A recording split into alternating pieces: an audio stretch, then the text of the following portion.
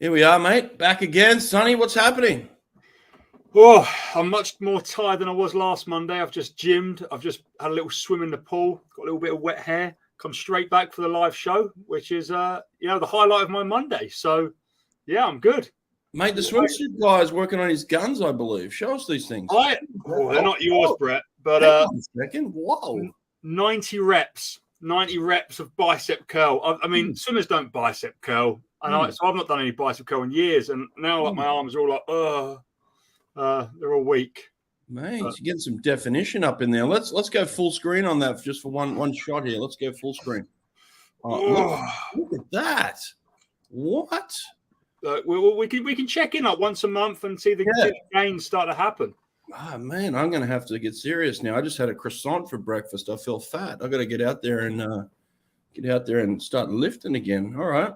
Brett, your arms are way bigger than mine. I know that for a fact. Oh, we got a little guest popping in here. Here we go. Hang on a sec. Let's check her out. Megan, what's happening? Hey, how are you? How you doing? Good. What's going on? Where are you coming from?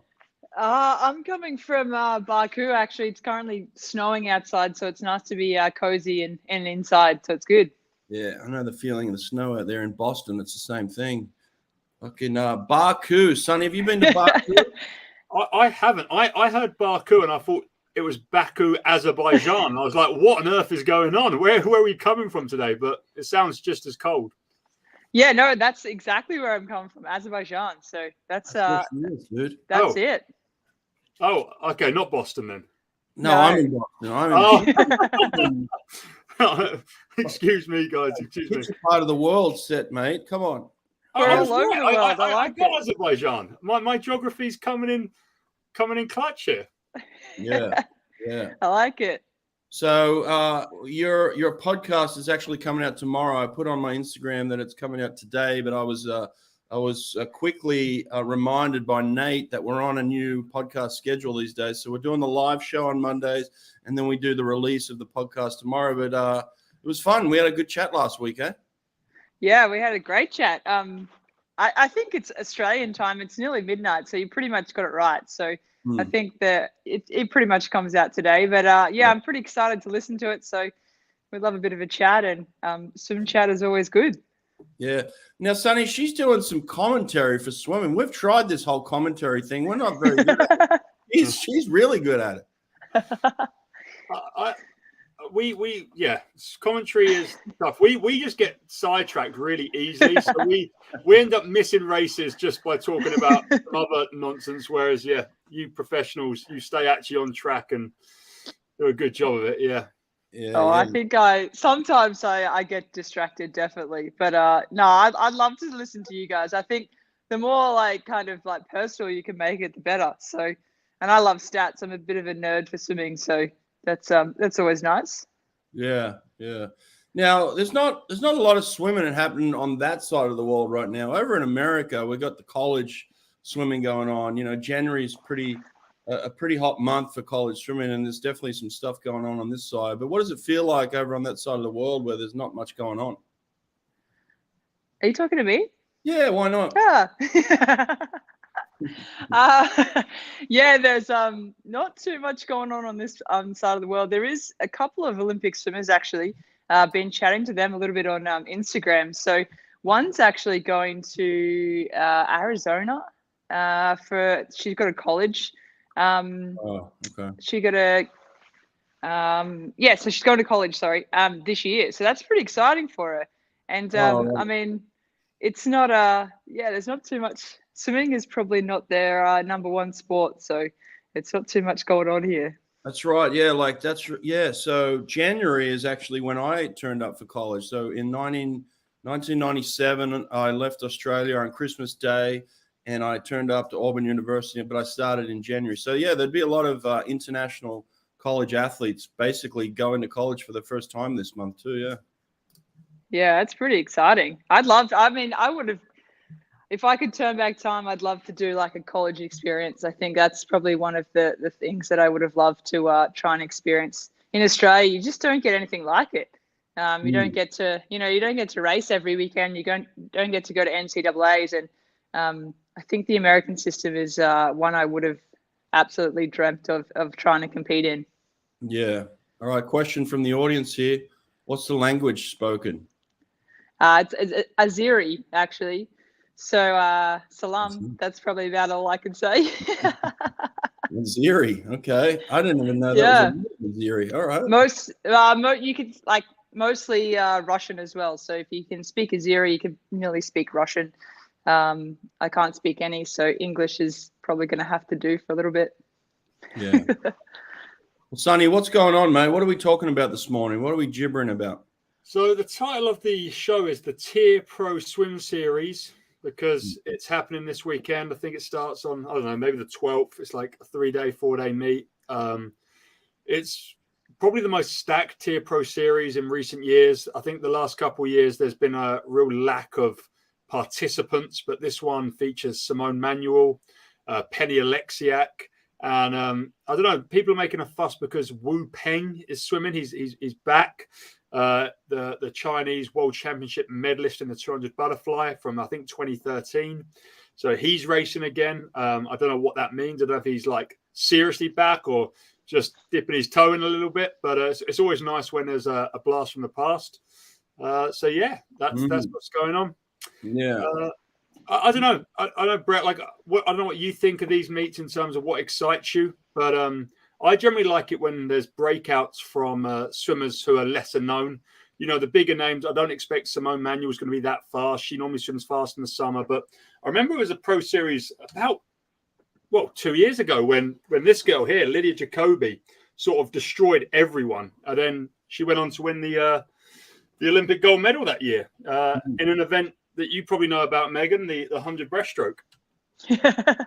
100 breast, yeah. I don't think you ever did a breaststroke, did you?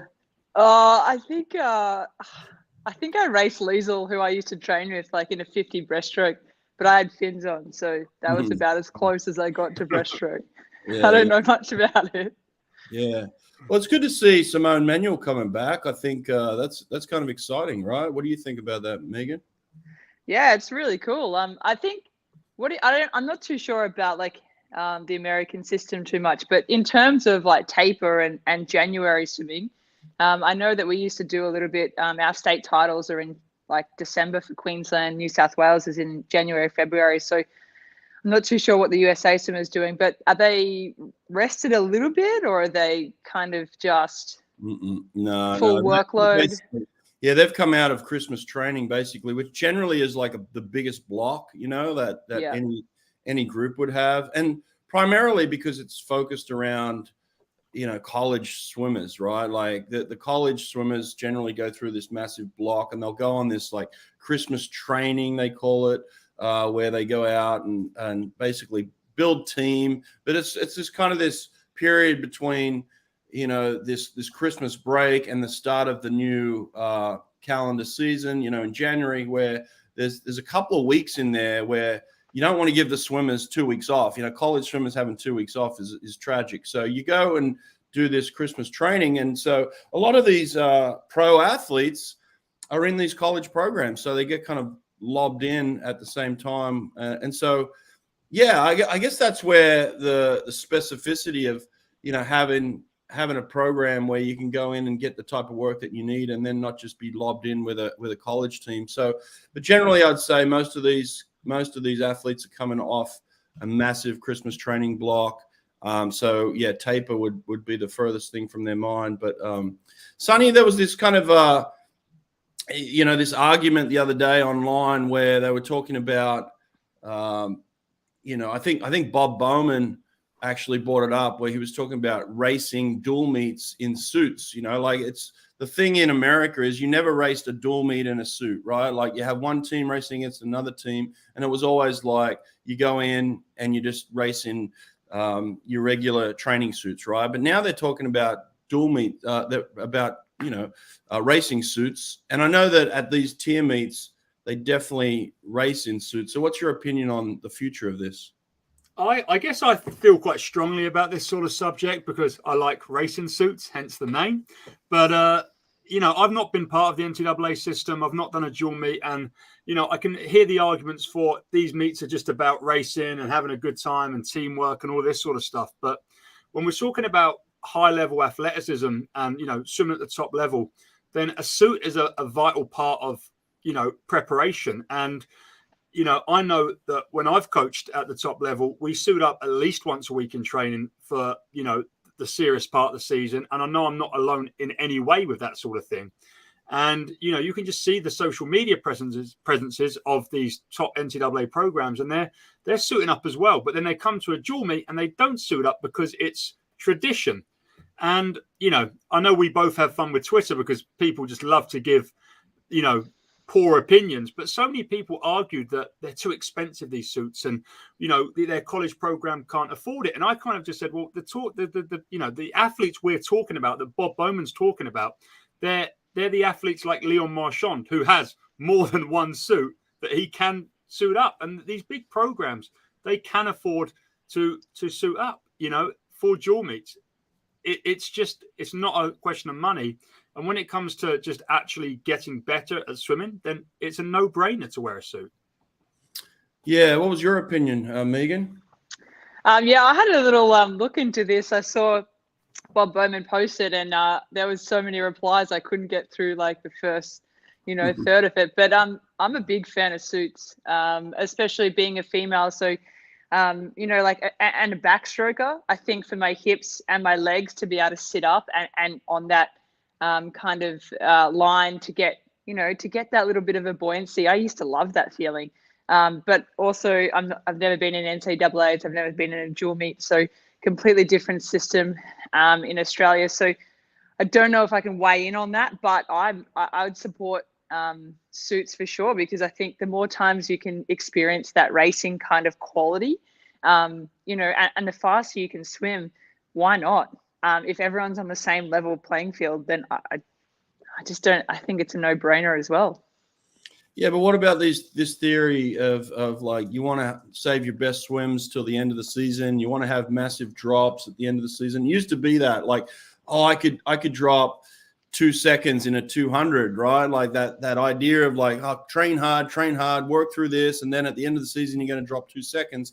Now it's almost like swim as fast as you can and almost, you know, drop a couple of tenths, or even just repeat what you've been doing in season. So this mentality has really shifted from these massive drops at the end of the season to racing fast all year and kind of maintaining at the end of the year, maybe just getting a couple of tenths drops, right, Megan?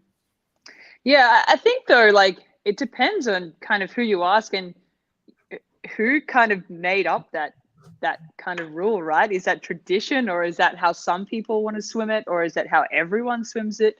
I think it's a very individual kind of thing to ask someone if they want to have a big drop, or if they want to kind of be consistent through the season, and also it depends, I think, on where you are in training. If you're coming in and you've been flogged all week and you haven't got any taper behind you, that suit might give you a little bit of assistance, but you're probably not going to produce PBs. So that's, you know, where the end of the season, or depending on which ones you're going to target, that's where you get your bigger drops. I think it's a very individual thing, but I think the USA have got a bit of a different system to us. So I get a little bit confused. I had to look up what a dual meet was. So I'm a little bit behind that all that stuff. Was there ever a chance where a college coach came over and talked to you and said, hey, we want you to come swim for us? Did you never go through that? No, never. Really? Absolutely never. No. Wow. Someone screwed up there. There should have been some recruiting. I would have loved it. I would have been on that first plane for sure.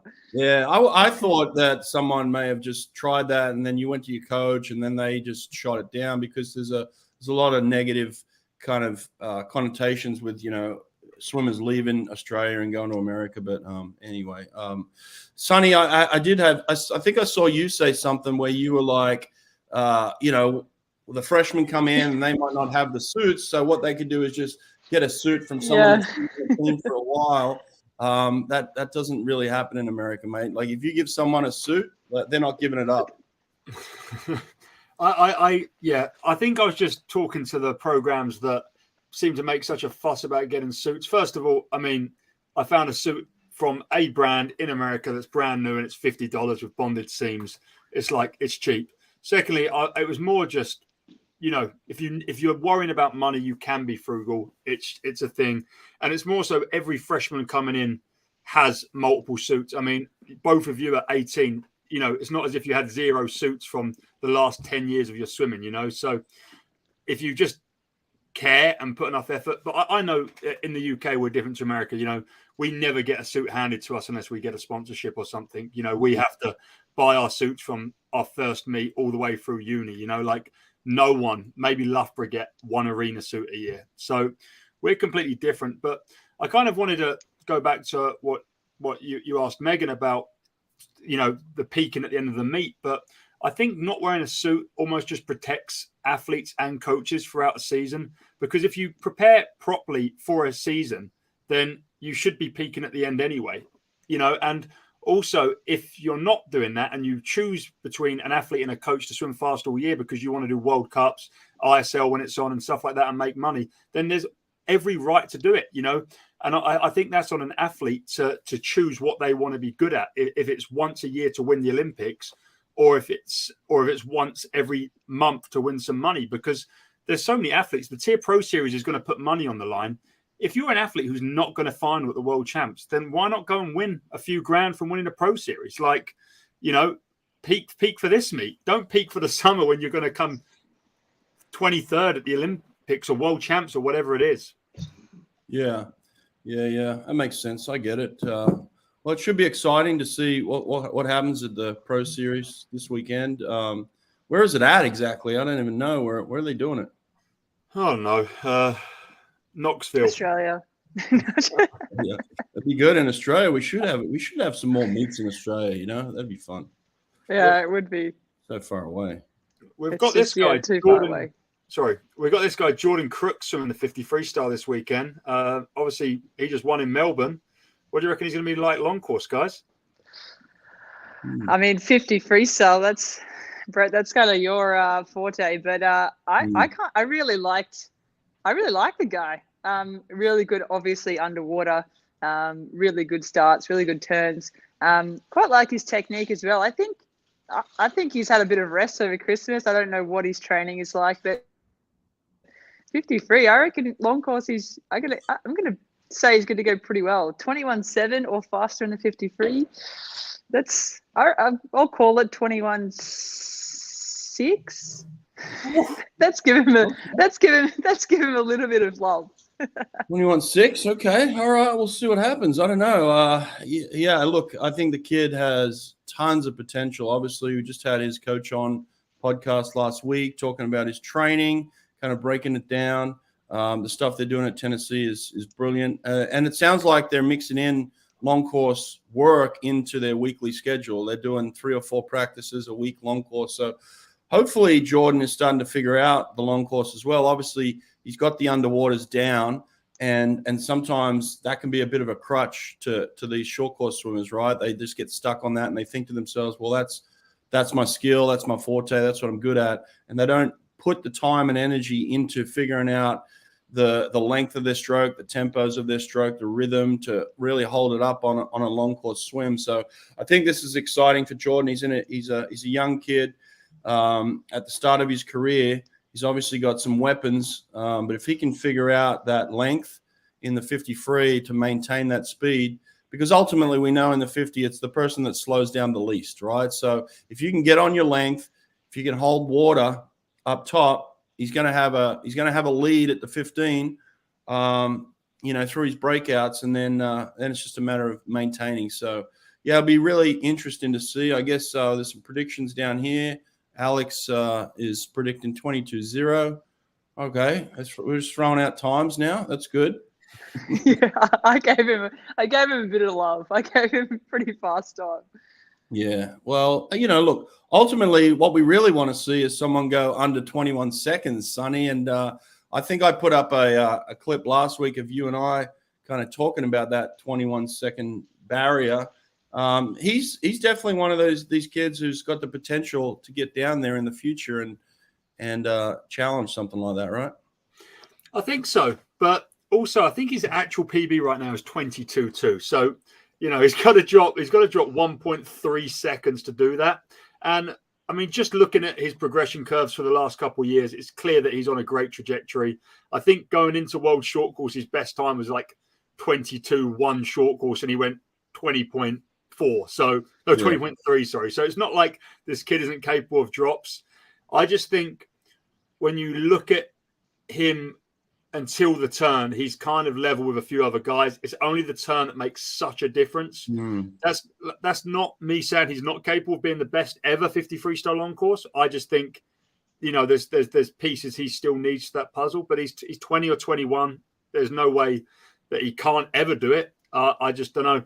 I think from another standpoint, one of the British lads, Lewis Burris, who's training down in Perth, he is like the complete opposite of someone like Jordan Crooks. He was 21.7 long course at the Commonwealth Games, and he has no start, no underwaters, but on the surface, he's the quickest in the world right now. And he was 20.9 short course, but he's someone who, when they get to the long course ball, that drop short course to me is something super exciting. So, you know, there's so many other people that are capable. He's the same age, and yeah, he's a swimmer, not an underwater kicker, which I think bodes better for long course. Yeah. Hey, something that I just thought of here. I was looking at Ryan Murphy's name actually in the sheet of racing this weekend, and Ryan Murphy is obviously you know, a stud, world-leading backstroker, but his real challenge comes from the Russians. What's the status of the Russians this year in 2023? Are the Russians racing internationally this year? So as far as I know, the Russians could enter the TYR Pro Series as long as like the USA let them. Like Minakov has raced in American meets this year, and there's been a range of the Russian and Belarusian swimmers who have raced, you know, abroad. They just can't race at World Aquatic Championships, European Championships, Olympic Games, and there's just been that's still a definite ban. The ban is kind of like never ending as far as I know until someone unbans them, which I guess will be when Russia stop attacking Ukraine. Megan, you got any thoughts on this? What's your thoughts here? I mean, be careful. You're over in the Russian territory, so I know that's I'm very close. I'm very close to that border. I know it's a hard one, you know, like to get banned. Just I get it. I get all that, and I'm not going to get political or anything, but some of them are really quite innocent and they just want to swim, right? And it just happens to be that they obviously were born in Russia and that's their country. And some of them are passionate about it, and some. So I think that's quite hard. But I don't really have too much to say on that one. I think if they're banned, they're banned. You know, like that's kind of what the world is going through at the moment. So yeah, I guess they're going to have to just hold on to that and see what happens. The never-ending ban, huh? It's a tough one. Never-ending ban. What else then, Sonny? What else is coming up that we need to talk about this week in swimming? It's pretty quiet week, really. Yeah, I think other than America, nothing's going on. You know, there will be no meets in the UK really until April trials. There's a few meets in Europe at the end of the month. I think there's the Luxembourg Euro meet, which will probably, you know, entice a few big names. But I mean, the reality is that not much of it matters anyway. You know, Katie Ledecky could set a world record in January because she's done it before. But other than that, a lot of the top names who are racing at this meet this weekend could be 2 or 3 seconds off their PB, and ultimately it means nothing. You know, and that goes back to the whole debate we had earlier of when you peak, it matters, and the best guys have that clear focus. That is Paris and slightly lesser World Championships in Fukuoka this year. So, you know, we can have fun watching it. But yeah, ultimately it's going to be, will there be a new name breakout? Will there be someone who starts to make a push for the USA team this summer? Maybe Daniel Diehl, the backstroker lad who's been going like 53 lows at like 16 or 17. He's a cool name to watch. Yeah, for sure. Another thought I just had, Megan, people on this show love workouts. They love tough sets. Can you think of a tough 200 backstroke set that you would do on the regular that got you feeling good, got you in shape, got you confident, whatever it is? Any 200 backstroke sets that you remember? Yeah. Oh, God, actually gave me a little bit of goosebumps. That pain is just a different feeling. I think it's a Monday and a Thursday afternoon set. So Monday afternoon was like your lactate tolerance, and your Thursday was kind of lactate as well, but more sprint based. So I was trying to get a little bit more speed. So Monday afternoon set would probably be Monday and Thursday would be our toughest sets. I'm just trying to think. Our Thursday set, I definitely know. So we used to go 1650s best average. They'd be on either about 130 or 145. And 200 backstroke, obviously my lactate would probably not produce until about, higher lactates, about 9 or 10. So between, 10 and 16 is where I was pushing up. And I think my PB for lactate was 17. So I think that was pretty hard mentally, I think, because in a 200 backstroke, your legs just fill up with lactate with about, on that third lap, 25 to go on that third lap, and you're just trying to hold on for that fourth lap. So 1650s best average. What are you holding during that time? Depends on a good day or a really crap day. On a good day, probably back then, I was hoping to, 30 point lows or 30.2s to about 30.7. So if I could do that, I'd be, pretty happy. Anything under that was a bonus. Anything over that was probably like a back end speed. So, it wasn't great. The lower I could get in those 30s, Bowley would be pretty happy. 1650s best average was Thursday afternoon special. And that becomes like physical and mental. So it was always a mental battle. Like, can you go again? You've absolutely about number 10 or 11. And can you push through that pain barrier? Can you hold on to your technique? Can you mentally push through, still hold water and still go as fast? So I really quite liked that set because it was both mental and physical. Monday night sets, a little bit more aerobic in there as well. So we used to go a 150. It'd either be freestyle or backstroke. You get to choose. So whatever I was feeling pretty good at. So usually 30 beats below max, and then you'd have a little bit more rest depending on what it was, and then a 50 max. So pretty much like a broken 200. So 30 beats below for 150, and then a 50 max, and we'd go anywhere between, maybe 6 or 7 times. So that was a bit of a solid one as well on a Monday night. I remember having, Bowley used to like to do 12 100s, and 4, 4, and 4. So 12 100s, 4 at would be usually 40 beats below, 4 at 30 beats below, 4 at 20 beats below, or backstroke. So that one was a pretty solid set. Good, maybe on 2 minutes, 2:15. So you're getting a little bit, a pretty solid rest. But yeah, that was a favorite of Bowley's, and a bit of a favorite of mine, 12 ones, 4, 4, and 4. So you're coming down by your heart rate, and hopefully you're coming down by times as well. So that was a pretty tough one. But yeah, 1650 is probably my favorite one, best average. Pretty classic sets there, Sonny. Nothing that I haven't really heard before, but the way that she's doing them obviously is at that elite level, right? Yeah, absolutely. I find nothing more exciting than watching elite swimmers do hard sessions and just challenge themselves. I love the grimace of working hard. I love the satisfaction when they know they've done a good set, and I just love the motivation that you can do as a coach as well. Like that, I just absolutely love it, and I love that connection a good coach has with a good swimmer in terms of just extracting that little bit of extra effort out. In a set like that, 1650s. What a beautifully and simply written session, eh? Yeah, that's it. What's the magic of Bowley there, Megan? Where he's on the deck. What's he doing during a set like that? Bowley's famous saying, right? So 1650s, and he used to say, "Capichi pitchy," which means don't capitulate too early. So he's like, don't spend all your bickies in the first 450. So he's like, if you want to capitulate, you're going to go out so hard. And that's all I have in my head is capichi pitchy. He used to say it all the time. And he used to say a few more, things I probably can't say on here, but Bowley is probably the number one motivator.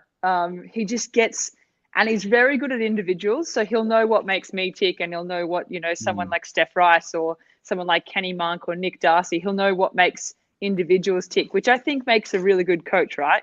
Not everyone is the same. So, he used to say just some, subtle things, and it just get you. You'd just be at the end and you just be like, oh, that made me angry, or you just laugh. And, it was pretty funny. But I think, like you said, the beautiful thing about 1650s is I used to like watching everyone else as well, because everyone else is on the pain train. Lactic acid, who's going to give in first, who's going to absolutely capitulate and not be able to finish the set, who went out too early, who hasn't, who's been a hero on the last 16, who's going to be the hero that drops a second on the last 50. So it's always, and you have a few heroes in your squad. So it was always Thursday afternoons. It was always a good one. And at the end of the set, like you said, it's just that feeling. If you did a good set, it's just a feeling you can't really. I'd like to bottle it up and drink it every now and then. It'd be good, but it's a pretty cool feeling once you do a good set. Yeah, absolutely. I agree with all that. And I just picture Bowley on the pool deck. He's a classic. I love watching the best work too. So. I got one more question for you before we let you go. Well, it's a two-part question. So, are the Campbell sisters coming back this year? I think I don't want to ruin their maybe comebacks. I think Kate's pretty much in the water again. Okay. I see her. She went on a 6-month little European tour. She did some commentary with Channel 7 for the Commonwealth Games, which she did. Amazing straight off the bat. So she did pretty good. And I see her getting back into her rehab. She wasn't as good as you with that. No, I'll take that. No, she was doing some post-race interviews, which is, I think it's the scariest part, because it's like she's still fresh on the team, like she's asking her friends questions, which is really hard. It's not like I've been away from the Australian swim team since 2014. So, some of these people don't even know me, but it's quite hard asking, your friends and teammates questions, especially if they don't swim very well. So props to Kate. She did an amazing job, and she's a bit of a natural through that. But I see her back in the water. She's got a goal of 2024. She might be the first ever person, not even male or female, to go to 5 Olympics. 5 Olympics is far out. It might be special. She might make it, she might not, but she's got a lot of courage going for it. Bronte is in Europe at the moment. I think I saw her skiing, maybe maybe Canada, I think it was. So I'm not too sure what Bronte is doing. I'm not sure. I haven't really seen her in the water, but Instagram's a funny one. Who knows what happens if it's true or not, all the good stuff on Instagram. Yeah. But I'd like to see both of them. I'd like to see Kate, if she's going for it, absolutely smash it and be the first Aussie to go 5 Olympics. All right, second part of that question before you go. Who wins the 100 freestyle at the trials for the women this year? I'm going to say Molly O'Callaghan. I like her. I like her a lot. She's got mad skills. She's got a really, really good start turn underwater, like off her turn. She has a cheeky little look, and she goes on her side, and she's got a really nice technique, a little bit short on the stroke, but she's young and she's so fearless. I think it's going to be a nice little battle though between her and Emma. But I just think Molly's she's just got that age on her side a little bit. Not saying anyone's old, but I think, I'm going to say Molly's going to win it, and she's going to be in prime for the next 2 or 3 years. So I think she's just kind of arrived on that at that world stage. I like that call. I love it. All right, Sonny and I will debate that as you leave. You've got to run. I know you've got a lesson to get to. So yeah, I got a swim lesson. Appreciate you dropping in. Thanks for coming, and thanks for having me tomorrow. All right, take care. Yeah, sweet. See you guys. Bye. Cheers. Bye. Sonny, I like that call there. Molly O'Callaghan for the fastest female 100 freestyler in Australia this year. What do you think? I like it for another reason, and that's that she finishes fast. And I just think there's a mental thing for being the guy that chases down or the girl that chases down. Just there's a pro to it, and it really puts pressure on the person who's going to take it out fast, which will be at the Australian trials. Emma will turn first at 50, and she'll know she's probably got like 0.6 of lead, and that 0.6 can be eaten up by Molly. And I think Emma's a great winner, hence all the gold medals she's got. But it's a thing to have that corner of your eye, Molly coming back in like 26.2 or whatever she does, which is just absurd for a woman. There's a lot of pressure that comes with it. But also, ultimately, if they could both get top 2, they both swim it at world champs anyway. And so does it really matter who wins the Aussie trials? It really matters who wins the world championships, because I think it's going to be one of them two as well. Well, we're saying that, and here we are now talking about Kate Campbell coming back. So, like, you got Kate Campbell standing up next to these girls all of a sudden who've had a year off from her, and now they've got to face her again. Kate's motivated. She's ready to come back. So you got to put her in the mix, don't you? These top swimmers, they can come back and they can be great really quickly, especially, after the mental break and what that provides. And I just think it's really like, who's going to be on that Australian women's relay team as well? Because if Kate can take someone off the team who's top 4 in the world, these Australian girls on their day could go probably 1 to 5 with Kate Campbell, 1 to 6 in the world with Bronte, which is why they're so far ahead. But then also, when we get to World Championships, the Americans will be good. And there'll be other swimmers that are as good. Sarah Strostrom can be good. She's another one who's having a little bit of a break right now, not racing, but she'll be around in the mix as well. And her and Kate going head to head is like one of the most exciting races ever. Like, they're brilliant racers. Yeah, well, young Molly O'Callaghan's having something to say about that. Now, Alfonso thinks that Molly's going to be an Olympic champ in Paris. How about that? Yeah, I on one hand, it's like, whoa, it's hard to say no to that. But then another hand, that's a year and a half's time right now, and predicting anything for 18 months' time in swimming is so difficult, because think about how quickly someone like a Popovich and Molly O'Callaghan comes along. You don't know about them, and 6 months later, they're winning medals internationally. And it only takes one more absurd talent on the women's side to come through, and it could be a 51.5 from a girl we don't even know about right now in a year and a half's time. You bring up a good point there, 51.5. Now, are we going to see a woman in the next 2 years, let's say between now and Paris or at Paris, are we going to see a 50-point 100 freestyle? Not long course, no. Why? Because no one's fast enough. And I think it goes back to the chat you had with James in terms of 22 point for a women's 50 freestyle. But we're still only having a handful of girls go 23, and even less doing it consistently. The world record's 23.68 from Sarah, who's focusing less on 100 now anyway. I think Emma's been 23.7. Penilla's been 23.7, and she's now retired. So, even girls like Molly O'Callaghan, they're heavily limited by how fast they are.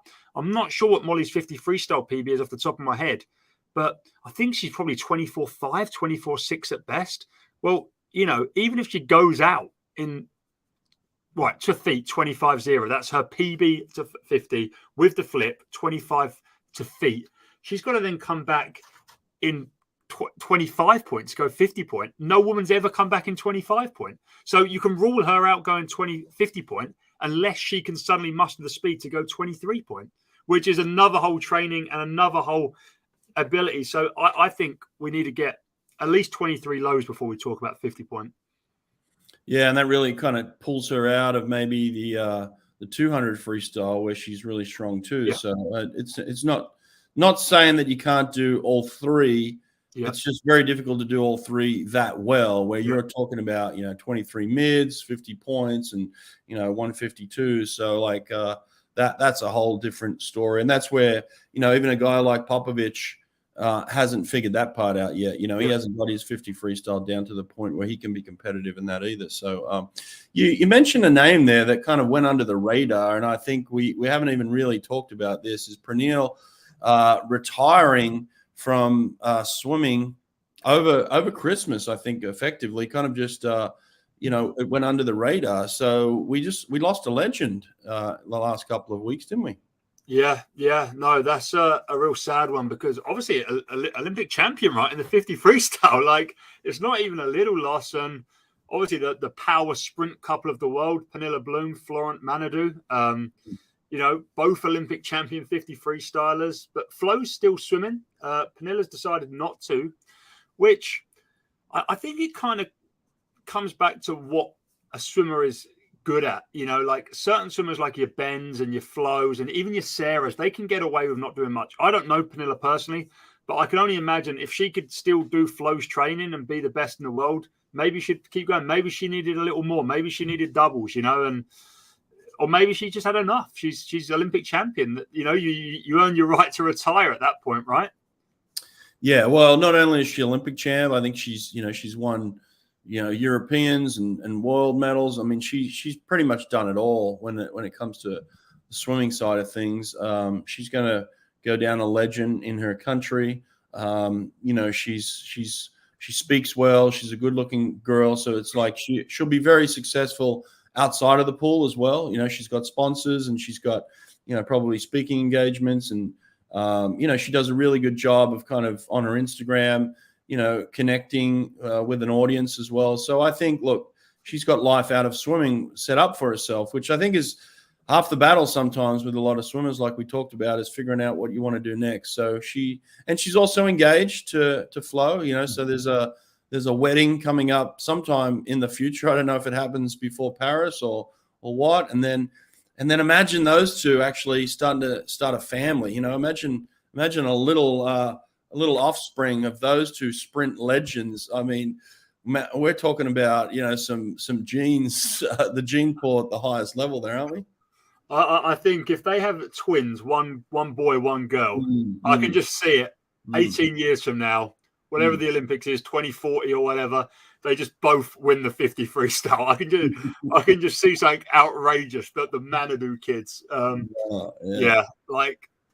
Flo is built like no man I've ever met, and Pernilla's obviously got the fast twitch fibers and the genetics to be awesome. Yeah. Talking to Pernilla, I don't know if you remember this. One of the most awesome races I remember is, I think it was the European Champs, maybe 2018, and Sarah wins the 50 freestyle by like 0.01. And then in the semi-finals of the 100 freestyle, Pernilla attempts to not only break the world record on the first 50, but also make the final in the 100. And unfortunately, she comes up just short of both. I think she hand touches 23.8. And then goes like 54-0 and like 9th, doesn't make the final. But I just remember being like, that's the sort of stuff that needs to happen more often. And I think she got a bit of backlash for trying to do it. And I was like, how cool would that have been if she set the 53 world record and then made the final of the European Champs? And she was like 0.1 off doing both things. Insane. Yeah, brilliant strategy. I love it. There should be more of that stuff out there, but that's where Ben Proud should be doing some of that stuff. Does Ben Proud try and make the relay team for Paris at all, you think? He doesn't, because he doesn't want to. He just wants to win that 50 freestyle medal. That's all Ben wants. I think he's starting to become a similar position to Bruno was leading into Tokyo, where he's been that maiden 4th or 5th so many times. He's won most other things, and if anything, he's done more than Bruno in terms of he's won every other meet there is to win. Like outright won it. He's world long course champ, he's world short course champ, he's European long course champ, and he just hasn't even got that medal at the Olympics, which ultimately is kind of all that matters. And that's why Bruno celebrated that bronze. You know more than me, like it was the best thing ever.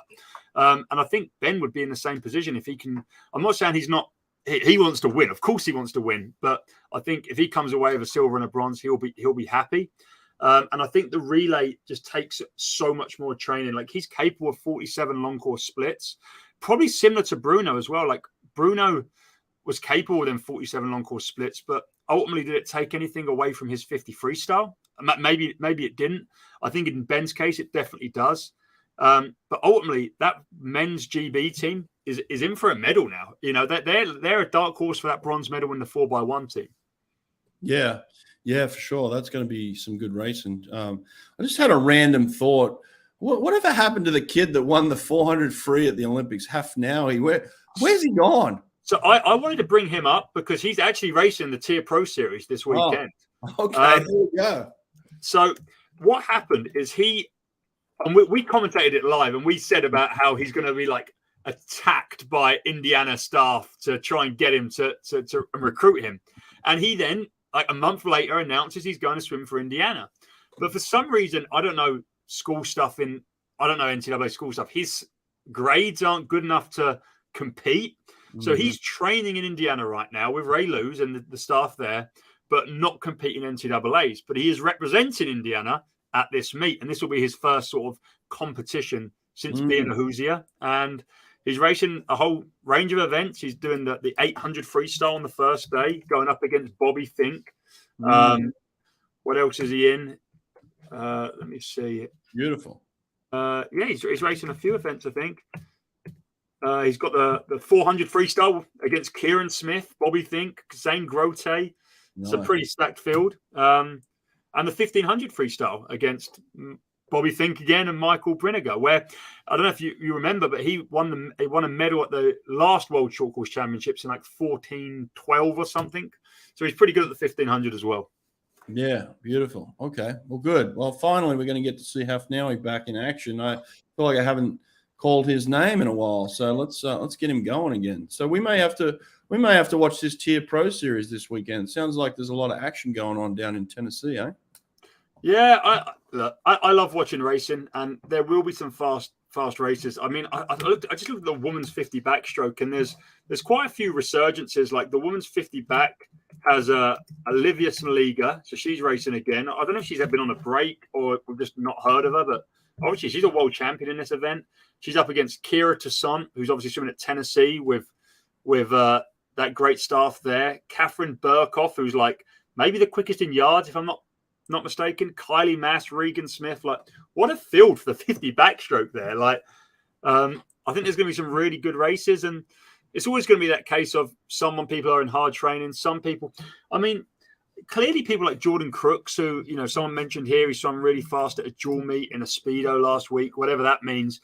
But he's only off the back of World Short Course. And if he had a break for a week, maybe he's just riding out the speed a little bit. So maybe he's going to be pretty good here. Or maybe he's been putting an absolute ton of work in and he's knackered and goes 22.5.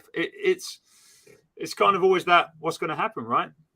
Well, listen, I'll tell you, it was always difficult for me in short course season to have a long course mentality and just get the rhythm and the stroke. Like, you're putting so much emphasis on finding your rhythms and finding your, like the short course yards is all about, pop, pop, pop, flip, pop, pop, pop, flip, that's a whole different rhythm, so, switching back and forward between the two styles and mentalities is almost impossible. You can't, it's very, very difficult to be brilliant at both at the same time. So, his focus right now is short course yards.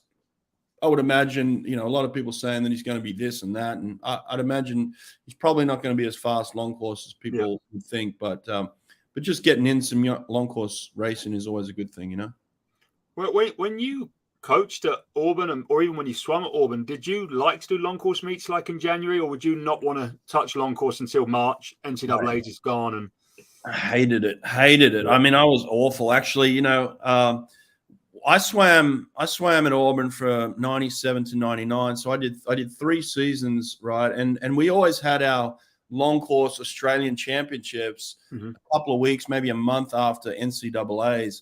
And I would always tank. I'd go home to Australia and I would absolutely tank. I just couldn't switch my mentality from this short course racing to all of a sudden, boom, long course.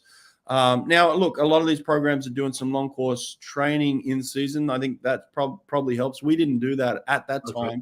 So that was part of my decision to actually go back a year early and leave college and actually try and make the Australian Olympic team back home in Australia, because I had to switch my mentality. That was really what it came down to, is like I'd missed a team 3 years in a row, and I was like, well, I can't miss the Sydney Olympics. The only way that I can possibly get there is to go home, have a fixed mentality on long course racing, which ultimately was the right decision and helped me perform at the highest level. But really, really difficult to go back and forward between these mentalities, in season.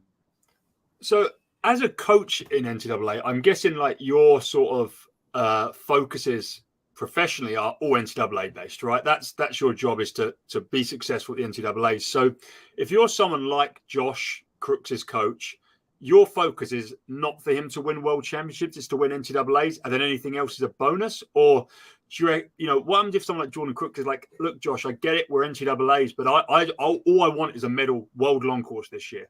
How does that sort of conversation come about, or how do you reckon that sort of thing works? Look, I think when you've got the individual swimmers, that's where your individual focus might be. You've got someone like Jordan who can compete at the highest level.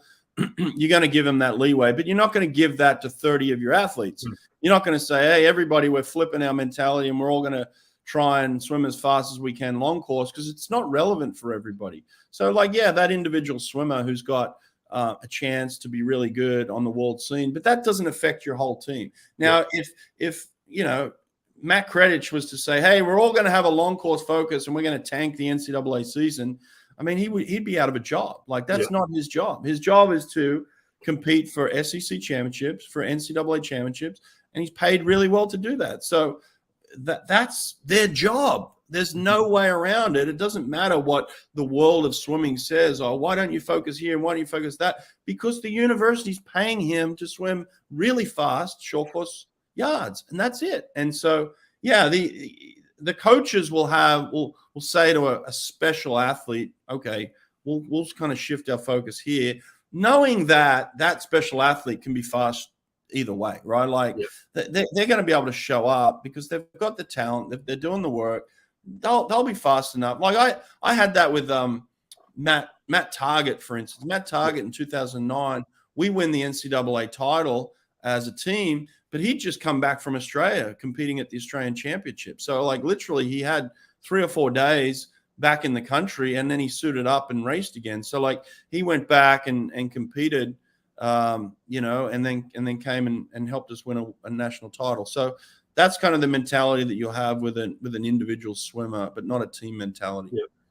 Yeah. No, that makes sense. I kind of, just while you were saying that, I kind of was thinking about if you had the same team and you prepared all year long course, done a long course meet, and then went in some yards, versus the other way around. You prepare all year yards and then go into a long course meet. Surely the former, and I know, again, it's not the point anyway, but the former, off the back of a long course meet, take Caleb Dressel after he's won multiple gold medals at the Olympics, and you throw him in a yards pool. Surely he's going to rip some fast times. Whereas maybe if you took him after the 17.6 and you put him in a long course pool, his rhythm would be all over the place. Or are you not buying that at all? No, I'm not buying that either, mate. It's all based on the rhythm and timing, right? The timing of your turn is crucial. If you haven't got that timing down, if you're in a long course rhythm, you're coming out of the 15-meter breakout and you're getting into a flow to get to the 35-meter mark, 35 meters of swimming, and you're in a flow and a rhythm. You're not thinking 2 strokes turn. You're thinking rhythm, hold your length. It's a completely different mentality. And so, you're going to get swimmers jamming their walls, head butting the wall, or maybe touching with their toes, and thinking to themselves, oh, my rhythm's all out, right? So it's a massive difference between the two, and it really just comes down to rhythm and timing, and that's just something that takes time to put in to get that. So no, I don't buy that either. No, that's interesting, because I think the most popular sort of debate I see, and even when people are talking about how America should maybe handle doing a short course meet at trials for worlds, they were like, stick it after long course target meet of the year. So stick it after world champs, because everyone's fast, everyone's tapered. But, it's quite interesting hearing you say, well, that doesn't really work, because they are super different events, and I guess that's the reason you can, going back to the whole suiting up thing, I think not suiting up, I think it protects sensitive athletes. And I saw Bruno actually reply, that's the most ridiculous thing I've ever heard. And I wouldn't personally do it, but I still think there's a mentality between it's all right, you went, slow because you didn't have a suit on. And that's why you can go to a long course meet like the Pro Series, put a suit on, and it doesn't mean anything, because even if Jordan Crooks bombs this weekend long course, it's okay, because he just went 19.9 butterfly on a relay yards in a training suit. So it kind of irrelevance long course doesn't matter now. It doesn't matter until post NCAAs, and that's why you can go and suit up at a long course meet, but not at a dual meet, because there's less mental pressure. Yeah.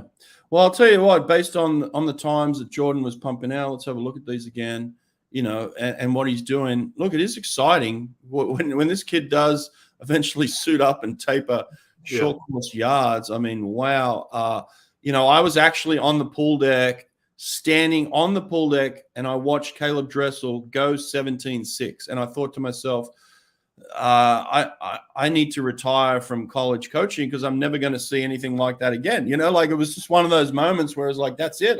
I've seen everything I need to see. 17.6 is just so far beyond.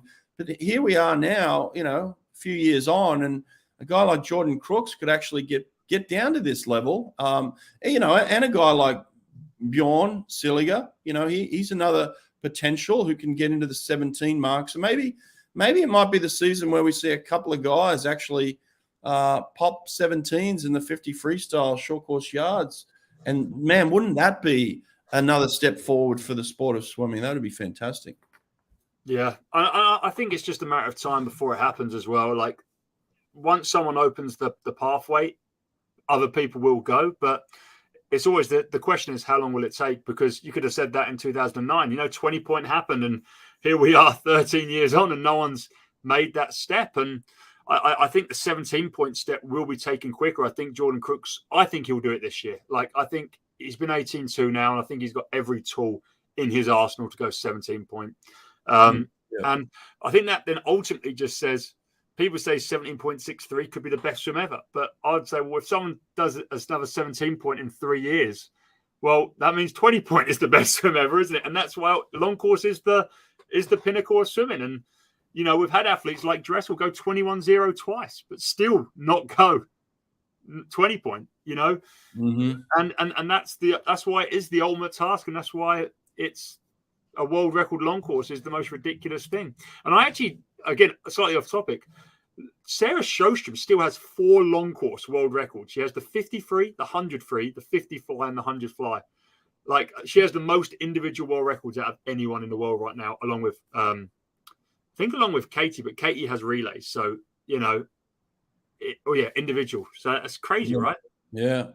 Oh, look, she's a legend of the sport. Who actually coaches her? I don't know who coaches her anymore.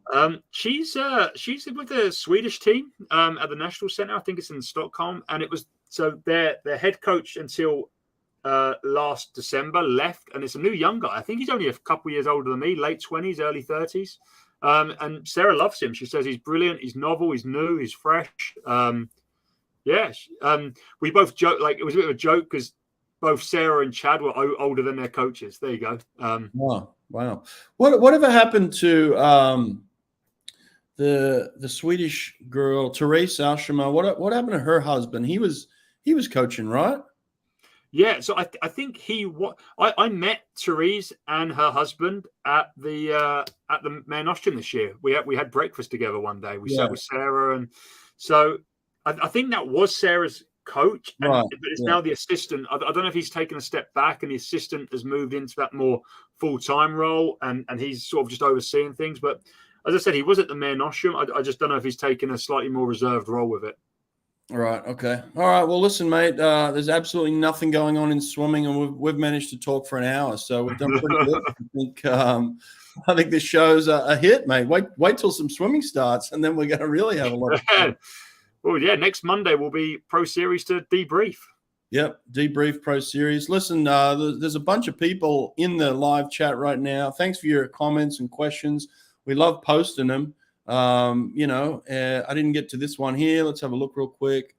Short course last year. Do you reckon you can shave off half? I don't doubt anything Popovich can do. So, I reckon he could do anything. I did put up something the other day, and somebody kind of said, somebody respectable, an Olympic athlete, I won't mention the name, did say that they're not big on his technique, his freestyle technique. They think that's one of the things that's holding him back. So I don't know. Look, he's young enough and smart enough to figure those things out. Technically, I think he's got a great feel for the water. He's got obviously that endurance, that he can hold on to his length of his stroke. So, look, you can always finagle the technical aspect of it to make it look even prettier, and I think that's probably what he'll be doing over the next few seasons. I just think, you know, to question his technique is like people that question Paltrinieri's technique. It's like, it's not an aesthetic thing, but clearly what Paltrinieri does for a 1500 is super effective. You know, it doesn't have to be majestic and perfect and angular and all of these things that we